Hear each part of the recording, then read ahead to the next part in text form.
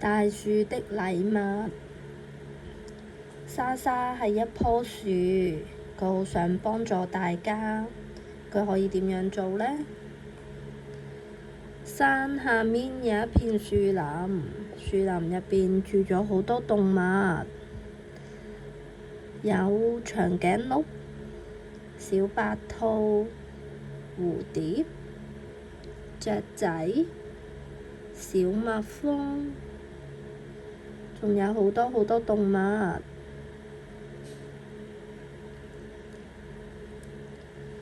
美麗的花朵同美味嘅果子，係大樹送畀動物嘅禮物。小猴子有蘋果食，小松鼠有蘋果食，蝴蝶有花蜜，小蜜蜂有花蜜食。美麗的花朵同美味嘅果子。有一棵樹叫做莎莎，佢從來都唔開花，亦都唔結果。咁樣佢點樣可以幫助大家呢？莎莎可以點樣做啊？有一隻長頸鹿走過嚟，莎莎嘅葉子係長頸鹿嘅食物。小鳥飛過嚟，莎莎嘅樹枝係小鳥嘅屋企。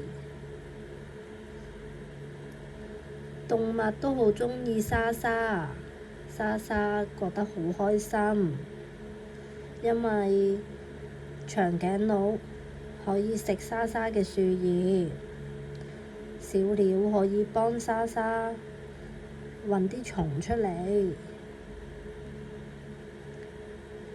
大樹嘅腳下面都住咗好多小昆蟲，睇下有啲乜嘢？有蝴蝶啦、草蜢啦、甲蟲、螞蟻、小蜜蜂。有一日，好大風好大雨啊！莎莎撐住佢啲樹枝，擋住啲風同埋雨，幫小昆蟲遮雨避雨。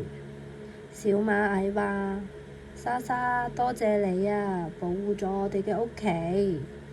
小螞蟻嘅屋企喺莎莎嘅腳下面。啲小昆蟲都好鍾意同莎莎一齊玩，莎莎覺得好開心啊！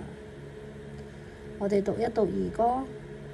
小螞蟻，一個黑點爬啊爬，爬上大紅花，爬到綠葉下，爬過黃泥巴。啊！一隻螞蟻正回家。喺個兒歌入邊，我哋黑色嘅動物係乜嘢啊？係小螞蟻。紅色嘅花朵係乜嘢啊？大紅花。綠色嘅葉嘅係乜嘢啊？係樹葉。黃色嘅係乜嘢啊？黃泥巴。有一日，有一班小朋友嚟喎，佢哋去旅行，去野外玩。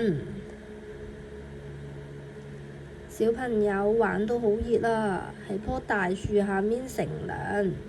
莎莎用佢茂密嘅葉子擋住咗陽光，好似一把遮一樣。